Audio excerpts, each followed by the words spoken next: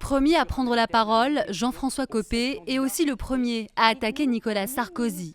Il y a 10 ans, en 2007, j'avais, comme des millions de Français, espéré en la rupture que proposait Nicolas Sarkozy pour notre pays. Cette rupture, malheureusement, ne l'a pas faite.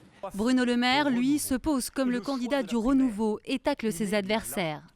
Si vous voulez que tout continue comme avant, eh bien vous avez tout ce qu'il faut sur ce plateau. La seule femme de la primaire est aussi la seule à penser au centre. Certains plaident pour une droite chimiquement pure. Je plaide pour une droite alliée au centre, une droite ouverte qui rassemble. Sur le premier thème, l'économie, le débat est technique et les 7 candidats plutôt d'accord sur les grandes lignes. Baisse des charges et des impôts, baisse du nombre des fonctionnaires et liberté laissée aux salariés pour choisir leur nombre d'heures travaillées dans leur entreprise. Je ne serai pas le Martine Aubry de droite. C'est-à-dire qu'on a eu une obsédée des 35 heures, on ne va pas être des obsédés des 39 heures. Loin du consensus économique, arrive la question des affaires et de l'intégrité. Alain Juppé, Nicolas Sarkozy et Jean-François Copé montent au créneau. Aujourd'hui, les Français ont la décision au bout de leur bulletin de vote. S'ils estiment que ma faute me disqualifie, ils ne m'éliront pas. Est-ce que vous croyez vraiment, je le dis aux Français qui nous regardent, que si j'avais quoi que ce soit à me reprocher, je me lancerais dans cette nouvelle campagne?